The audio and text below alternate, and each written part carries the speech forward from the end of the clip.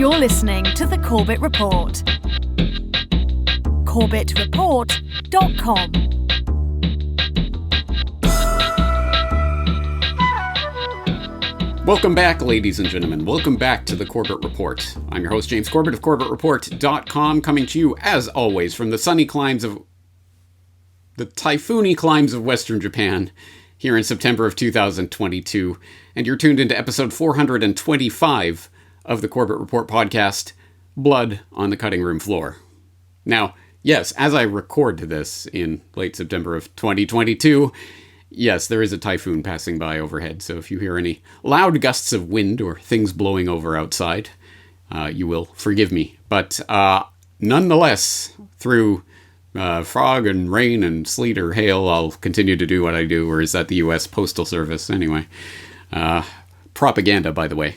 Of course, my listeners will know more about the real story of that and the potential rival to the USPS that was created by Lysander Spooner, but I digress. What we are here to talk about today is not the Postal Service, but about what you just saw, hopefully, in the past week or so, the part 3, and thus the concluding part of my 3-part documentary on the history of Al-Qaeda called False Flags, The Secret History of Al-Qaeda, available at CorbettReport.com/Al-Qaeda. If you are looking for the full documentary, all the downloads, audio and video, all of the links to all of the platforms on which it's hosted, and the complete transcript, all 50,000 words of that complete transcript of the total documentary, part 1, part 2, and part 3, the one-stop shop, the one link you need is CorbettReport.com/Al-Qaeda, ALQAEDA. If you have not imbibed that documentary yet, I suggest that you do. I think it is worth your time and attention, and it is by far and away the largest documentary project that I have ever embarked on and completed, finally. So, that was a lot of work. But, as I've been at pains to stress in every single event or interview in which I've been speaking, the 9/11 Truth Film Festival, or the watch-alongs that I've been doing with Ryan Christian at Last American Vagabond, or elsewhere, I've been at pains to stress that as much as I tried, and I give you my personal signed, sealed, delivered guarantee that I tried to squeeze as much information as humanly possible into those 3 parts of that documentary, I am the first to say this is not the one and only documentary that covers absolutely everything of everything you need to know in the last 50 years or a couple hundred years of history surrounding the topic of Al-Qaeda. Of course not. This documentary easily could have been 2 or 3 times as long and still not included everything that it should have included. But in the interests of making it watchable, viewable, humanly possible to view by your average person, actually not even your average person, if you are the type of person who watched all 5+ hours of that documentary, you are definitely above average in today's 1 minute or 30-second attention span TikTok era. You are definitely above average. So I did try to make some compromise between viewability and comprehensiveness of information. And as I say, I tried to squeeze as much as I possibly could into those 5 hours, 5+ hours. But still, it was not enough. And there are things that, in fact, not only was I planning or hoping to put in, but things that I actually wrote, some of which actually not only got recorded, but even edited by Brock, and was actually in the timeline in the project, and was there until I made the decision to remove it in the interest of putting in other information that I thought was valuable to include. So there's a lot of blood on the cutting room floor with this project, as I hope you could appreciate. And as I say, this ranges not only from the things that were actually edited and ready to go and actually placed in the documentary until it was pulled out, as you will see coming up in a bit here, but also incredibly important pieces of the story that I just didn't get time to put in there. For example, Ayman al-Zawahiri just kind of disappears from the plot, certainly after part 2. In part 3, he's hardly mentioned at all. Oh yeah, and by the way, he died. I mean, kind of a quick summary of the last decade of Al-Qaeda myth-making. But there are important parts to the Zawahiri story that I didn't get to. For example, how about the incredibly bizarre tale of Zawahiri's aborted failed attempt to travel to Chechnya in 1996, which we can learn about from such sources as the Wall Street Journal that in 2002 published an article, Saga of Dr. Zawahiri Sheds Light on the Roots of Al-Qaeda Terror, talking about that incident and getting stopped on his way into Chechnya by the Russians, literally held for months. They had access to his laptop, but in the end, they believed his story. He was just a salesman, didn't know what was happening. Oh, why are you getting me? Oh, I don't know. And they let him go. There you go. The big Al-Qaeda scary boogeyman leader who would go on to be number 2 and then eventually number 1 of the Al-Qaeda creation just got away from the Russians, huh? I think there's more to that story. Anyway, I'll include a link to that Wall Street Journal article in the show notes so you can at least get up to speed on what the official story is there. And there are other incredible aspects to the Zawahiri story, like as was reported in 2002 by Lawrence Wright in The New Yorker, who wrote The Man Behind bin Laden. Because for people who don't know, the old official story of Al-Qaeda was that actually Zawahiri was the brains behind Al-Qaeda and he was the real man, and bin Laden was just kind of the front for the group. That was a popularly held mainstream conception for many years. That has changed in recent years, and now they're like, Zawahiri was basically no one. It was all bin Laden all along. But back in the day, he was the man behind bin Laden, and so Lawrence Wright was writing in 2002 about such events as, did you know, they came this close to getting Zawahiri the week before 9/11. That's right, there was this incredible attempt to get him in Sana'a in 2001, right the week before 9/11. But according to Lawrence Wright's CIA source, quote, "We sent a few people over there, and they made a colossal screw-up. While our guys were conducting a surveillance of the hospital, the guards caught them with their video cameras. The plan was compromised, and Zawahiri returned to Afghanistan." Oops, he gets away, and then 9/11 happens. Oh, wow, wouldn't you know it. So I did want to include that tidbit at the very least, because it very much forms a piece of all of these. And then he got away. And oops, so there was a colossal screw-up, and they went on. And, they got through the dragnet somehow or other, time after time after time. It was just another example, and I thought an important one, but it ultimately didn't even make it into the final cut of the documentary. So there's so many different things like that. So as I say, I'll put those links to those articles in the show notes so that you can explore them. But let's get into some of the actual edited material that was ready to go, that was actually there in the documentary, but that I decided to remove in the interest of time, including some important information. So, for example, the Osama bin Laden story obviously rests on a large degree of myth-making about the bin Laden family and his connection to that family, which there's been a lot of myth-making about. And who are the bin Ladens, and what about all their business connections and their connections into the Bush family and other such things? That was something that I did explicitly cover in the documentary, but that got taken out. So let's watch a little clip from the documentary that did not make it into the final cut, talking specifically about the bin Laden family and its political connections. The idea of Osama bin Laden as the leader of a radical global terror movement itself raises a number of questions about his ties to the world of intelligence. As we have seen, despite repeated official denials, reports of Osama bin Laden's direct connections to U.S. intelligence, including his own brother's 1985 assertion that Osama was the liaison between the US, the Saudi government, and the Afghan rebels during the Soviet-Afghan War, persisted. Regardless of the precise nature of that relationship, as a member of the famed bin Laden family, and one of the many heirs to the fortune of construction magnate Mohammed bin Laden, Osama enjoyed unprecedented personal access to the Saudi royal family, including Prince Turki Al Faisal, the head of Saudi intelligence during the run-up to 9/11. What's more, bin Laden's wealthy and influential family was itself connected to the highest levels of the American business establishment and was actively protected by the US government on numerous occasions. Bin Laden's eldest half-brother, Salim bin Laden, co-founded Arbusto Energy in 1978 with George W. Bush. Arbusto, which was rebranded as Bush Exploration Co. and went millions of dollars in debt in its first years of operation, was rescued when it was bought out by Harken Energy, itself plagued by scandal and questions about its connections to the infamous Bank of Credit and Commerce International. But the bin Laden family's connections to the U.S. establishment do not end there.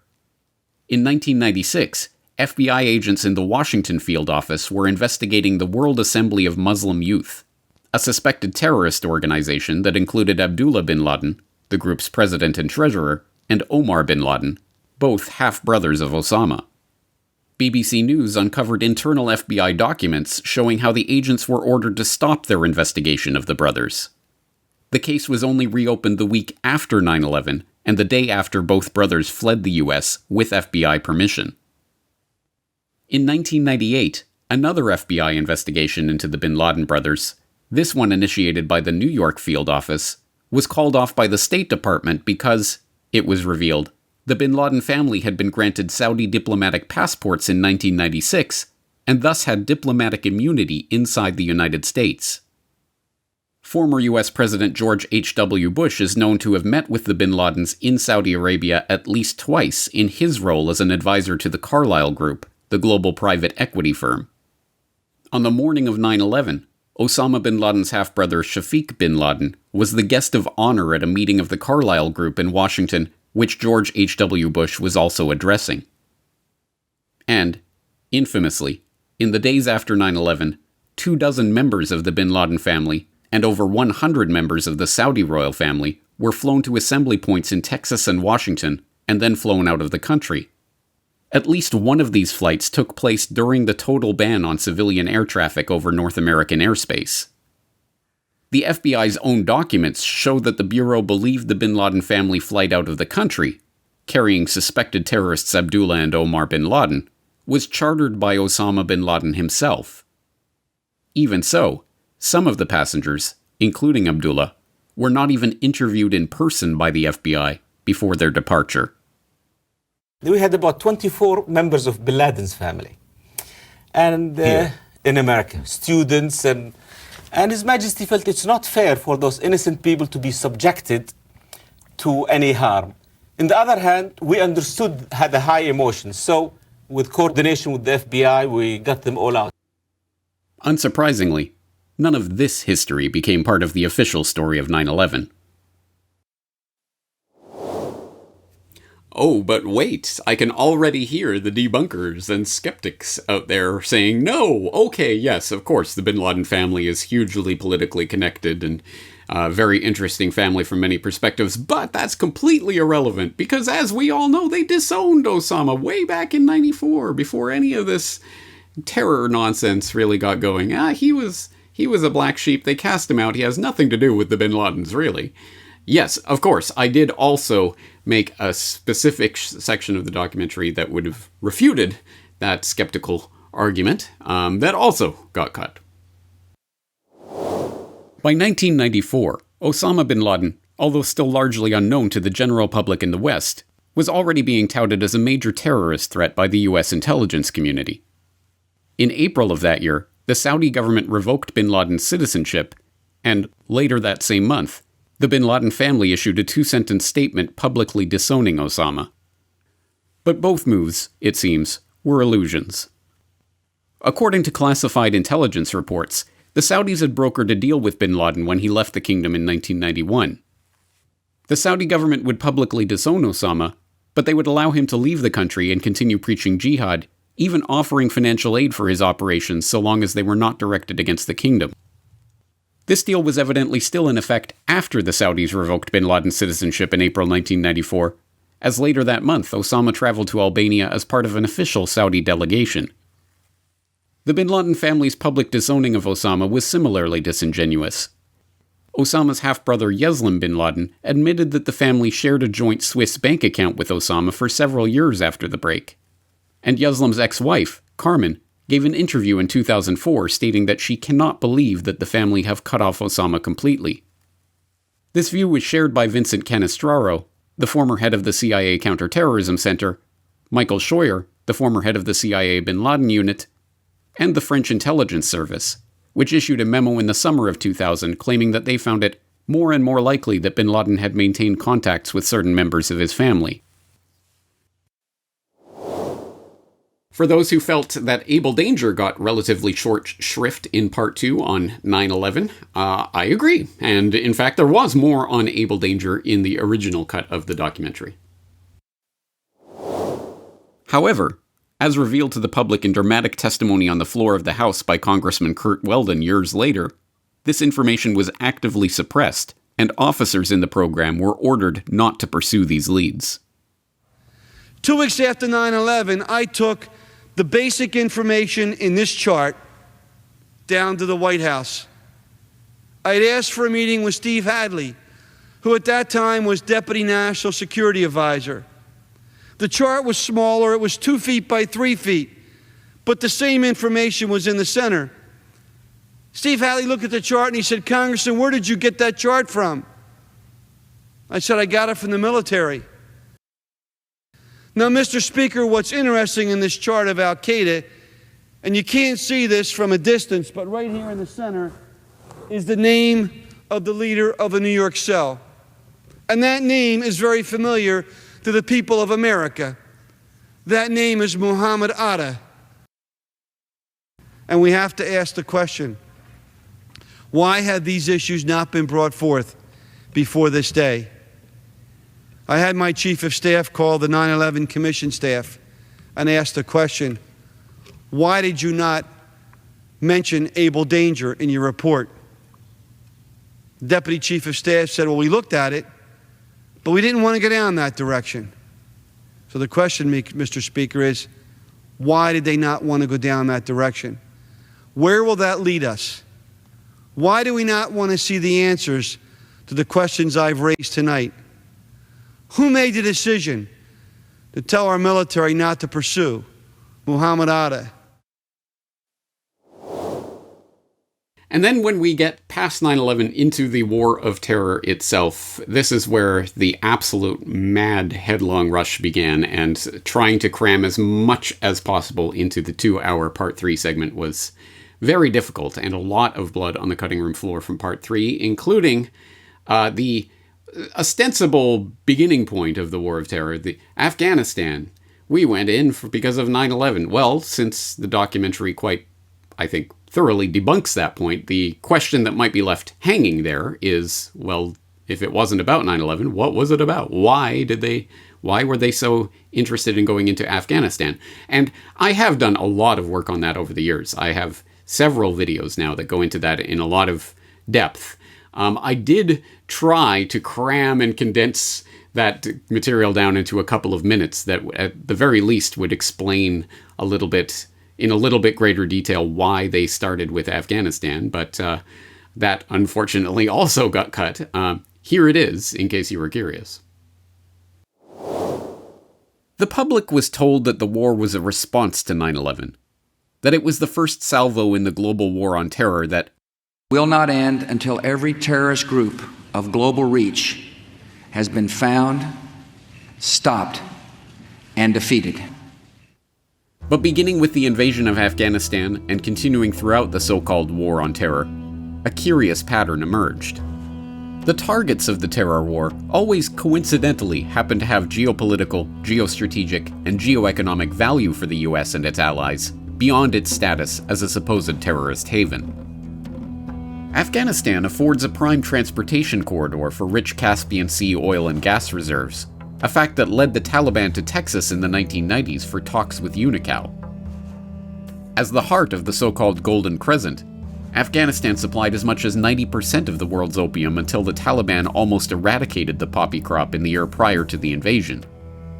The country also harbors one of the richest treasure troves of untapped minerals and rare earth elements in the world, with copper, iron ore, lanthanum, neodymium, aluminum, gold, silver, zinc, mercury, and lithium deposits estimated to have a value of over $1 trillion. And, in 1997, Zbigniew Brzezinski, who, as we have already seen, helped draw the Soviets into Afghanistan by launching Operation Cyclone in 1979, thereby playing his own part in the story of Al-Qaeda, wrote that American military intervention in Eurasia was going to be needed to assure America's global primacy in the 21st century. He also warned that getting the American public on board with such a military undertaking was going to be extremely difficult, except in the circumstance of a truly massive and widely perceived direct external threat.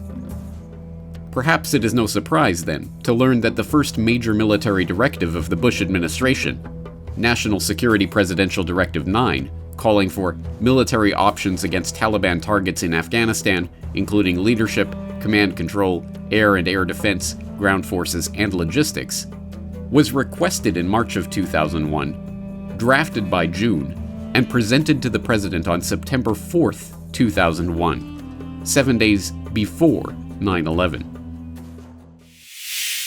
By the first week of September, the process had arrived at a strategy that was presented to principals and later became NSPD 9, the President's first major substantive national security decision directive. It was presented for a decision by principals on September 4th, 2001, 7 days before the 11th, and later signed by the President with minor changes and a preamble to reflect the events of September 11th in October.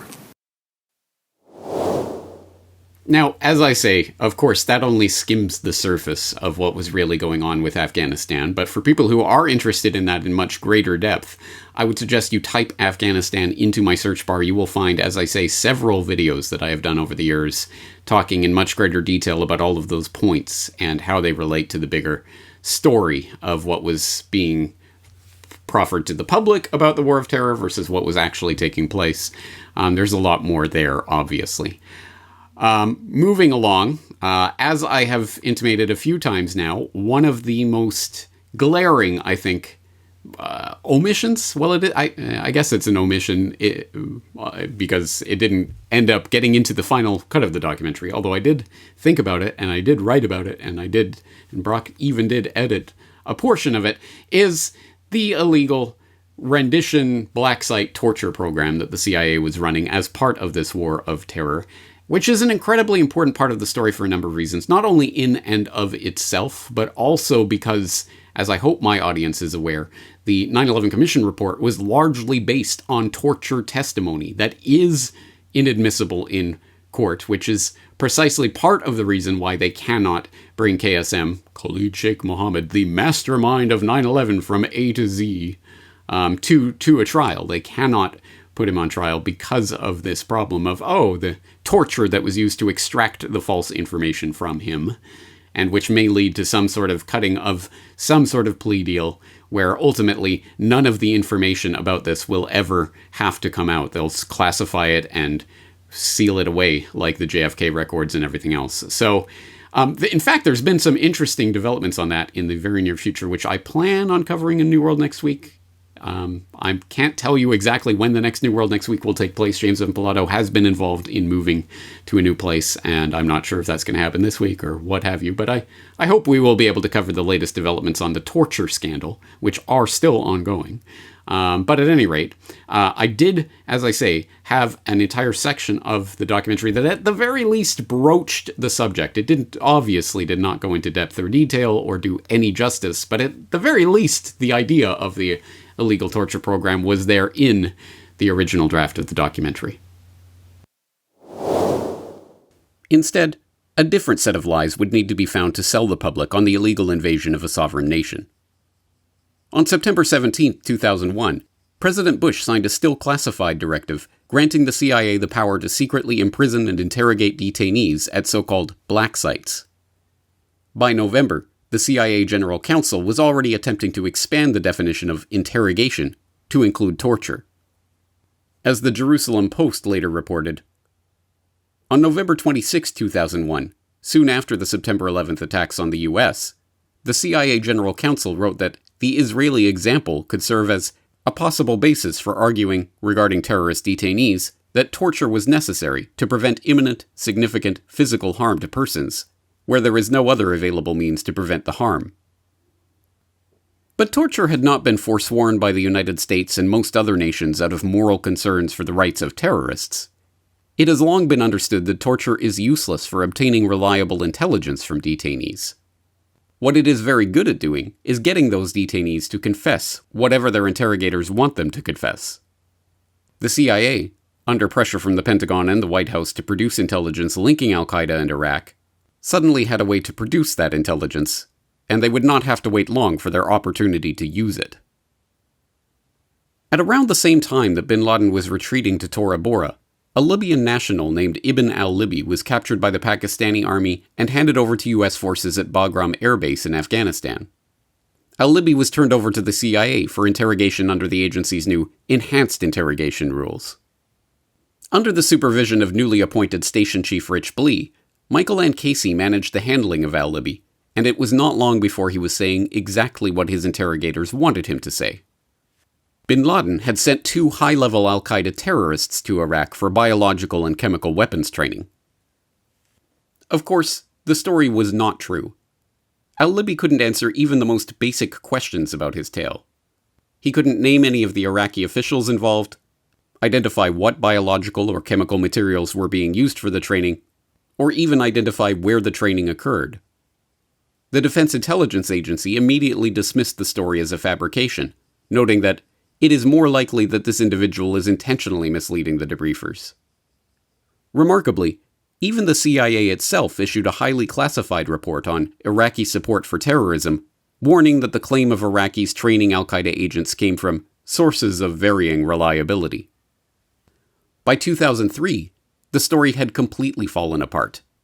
Al-Libi had recanted his claim, and the CIA had withdrawn all intelligence reports based on his information. But by that point, they had already served the administration's purpose, becoming another part of the growing al-Qaeda Iraq myth. Several of the detainees, in particular some high-ranking detainees, have said that Iraq provided some training to al-Qaeda in chemical weapons development. So yes, there are contacts between Iraq and al-Qaeda. We've learned that Iraq has trained al-Qaeda members in bomb making, in poisons, and deadly gases. But fabrications about clandestine meetings and secret training could only go so far toward motivating the public for war. In order to really sell the public on Iraq's centrality to the war on terror, it would be helpful for the neocons to be able to point to an act of terror undeniably perpetrated by the Iraqis. And, since Saddam Hussein was not willing to oblige, an incident would have to be created. Moving right along, here's something that I know has come up, and that when you talk about the war of terror, most people will probably bring up this particular quotation. It's from General Wesley Clark, and it's about the plan that was revealed to him in the immediate wake of 9/11. Oh yeah, they have a plan to go into 7 countries in 5 years, and here they are, and here's the list. As I say, I'm sure that my long-term audience all know about this clip. Nonetheless, it's absolutely something that should be included in a history of the War of Terror, but again, was cut for time. But I did have General Clark's statement and its context there in the original cut of the documentary. So I came back to see him a few weeks later, and by that time we were bombing in Afghanistan. I said, "Are we still going to war with Iraq?" And he said, "Oh, it's worse than that." He said, he reached over on his desk, he picked up a piece of paper, and he said, I just got this down from upstairs, meaning the Secretary of Defense's office today, and he said, "This is a memo that describes how we're going to take out 7 countries in 5 years, starting with Iraq and then Syria, Lebanon, Libya, Somalia, Sudan, and finishing off Iran." Ultimately, the war on terror was not about al-Qaeda, and it was not confined to Afghanistan or Iraq. Instead, it was a blank check, a convenient excuse for achieving the neocons' foreign policy objectives in the Middle East and reshaping the world in the process. In 2007, as the war in Iraq was floundering, the neocons attempted to fail forward by redirecting the public's attention to the next target in their war of terror, Iran. And here's something that I thought was very relevant to the story of the War of Terror. that, again, ultimately didn't make it in at the end, but I think is a story that, again, long old-timers in the crowd will remember this story as it developed in the early 2000s, but I think probably has been shoved down the collective memory hole at this point. It's about P2OG. What is P2OG, you might ask? I'm glad you ask, because I did talk about it. In 2002, a Pentagon advisory group called the Defense Science Board proposed that the U.S. government improve the Defense Department's intelligence in the war on terror by developing an entirely new capability to preemptively evoke responses from adversary terrorist groups. The new Secret Counterintelligence Unit, dubbed Proactive Preemptive Operations Group, or P2OG, would field a team of 100 highly specialized people with unique technical and intelligence skills such as information operations, PSYOP, network attack, covert activities, SIGINT, HUMINT, SOF, influence warfare deception operations, to improve information collection by stimulating reactions from terrorist targets. In addition to goading al-Qaeda terrorists into actually committing acts of terrorism, the proposal also called for creating a red team of particularly diabolical thinkers to plot imaginary terror attacks on the United States so the government can plan to thwart them. This stunning suggestion was reported briefly by veteran Los Angeles Times intelligence reporter William Arkin, who noted the dramatic expansion of the Pentagon's reliance on black world covert operations in an October 2002 article, The Secret War. The article reports the proposal's reasoning as given. Provoking al-Qaeda into committing acts of terrorism would flush the terrorists out and expose them to quick response attacks by U.S. forces. Other reporters, like Counterpunch's Chris Floyd, had a different assessment. In other words, and let's say this plainly, clearly, and soberly so that no one can mistake the intention of Rumsfeld's plan, the United States government is planning to use cover and deception and secret military operations to provoke murderous terrorist attacks on innocent people. Let's say it again. Donald Rumsfeld, Dick Cheney, George W. Bush, and the other members of the unelected regime in Washington plan to deliberately foment the murder of innocent people, your family, your friends, your lovers, you, in order to further their geopolitical ambitions. Whatever the case, a remarkable story began to play out as the easy victory of the Iraq invasion turned into the protracted agony of the Iraq occupation. A cycle of increasingly violent sectarian attacks between Sunni and Shiite forces in the country also began to successfully target American occupation forces with ambushes, firefights, bombings, and the ever-present threat to American vehicles, improvised explosive devices. The attacks increasingly became associated with a new group that had only sprung up in the wake of the occupation: Al-Qaeda in Iraq. A pretty important point to make in a story of false flags in the War of Terror era, don't you think? Yeah, I think so too. Anyway, as I say, these, in fact, what we have just watched are just the substantial segments that were all edited and ready to go and actually in the documentary before they were pulled to make room for other important information. And that's, of course, the balancing act that is impossible to walk. Do you include absolutely everything and make a 30-hour documentary that no one will watch? Do you try to trim it down? And if so, what's your criteria? My criteria when coming back and seeing what absolutely just did not make the cut, I cannot put that, I'll put this in rather than that.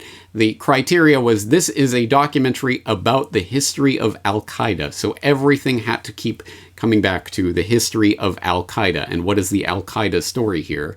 And some paths on the War of Terror narrative start to diverge from that Al-Qaeda storyline.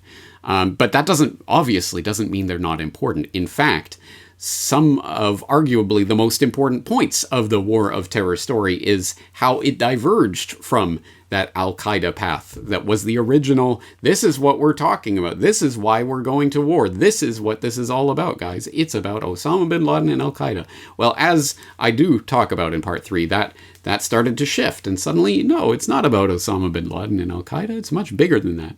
So that's an important part of the story, but then it makes it difficult in a history of Al-Qaeda to include some of these other parts. So you will note, for example, that the war in Libya, the war in Syria, get reduced down to a few minutes of screen time in part 3, when in fact they could be an entire documentary in and of themselves, let alone basically no mention of Yemen, Sudan, the drone war in Pakistan, all of the other aspects of the war of terror.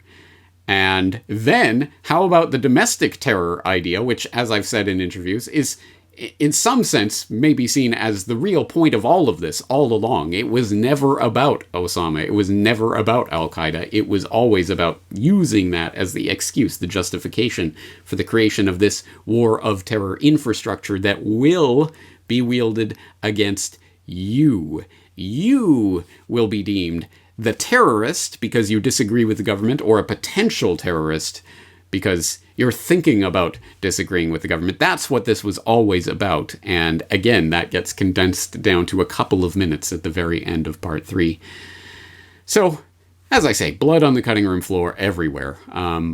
So much of it that sits there on the cutting room floor. But having said that, we've just seen some of the parts that were cut out, and there will undoubtedly be follow-ups, and I've done work on this stuff in the past. I will continue to do it in the future, but it's just the question of trying to fit it all into one narrative that flows well and makes sense and is watchable, and that's not even taking into account the relatively minor but extremely interesting and enlightening tidbits about, remember the Basra prison incident in 2005?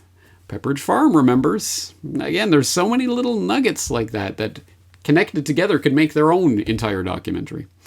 But that will, unfortunately, it will have to wait, and there will be other things, other follow-ups to this. For example, one of the things that I've been at pains to stress over the past year as this documentary has been rolling out, Ali Mohammed, that story is the craziest, by far, I find to be the craziest part of the official Al-Qaeda myth.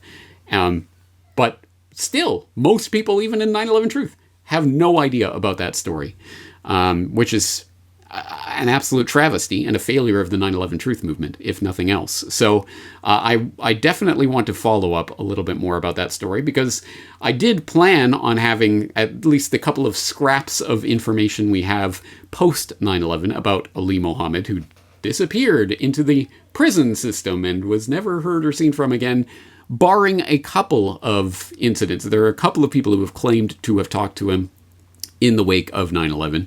I was going to talk about that and talk a little bit about some of the movements in the court case that we still don't really know exactly what happened there, but there are certain motions that have been filed and things. Hopefully I will get a chance to follow up on that in greater detail in the future. And also, exactly as I did with the mass media history course / Media Matrix documentary, I did a Q&A follow-up on that. I am planning on doing a Q&A follow-up to the False Flags documentary. So if you have a Q you would like aid, please send it in. Obviously, Corbett Report members can leave their questions in the comments section, why not, of this episode 425.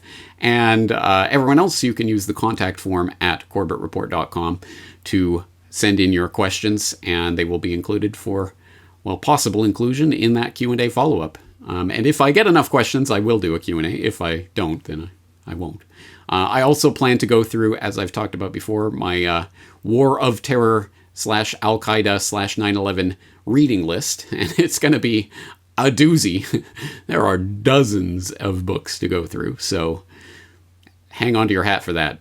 So, as I say, there will be more follow-up continuing to come from this, the largest single documentary project I've ever engaged in, as you might imagine.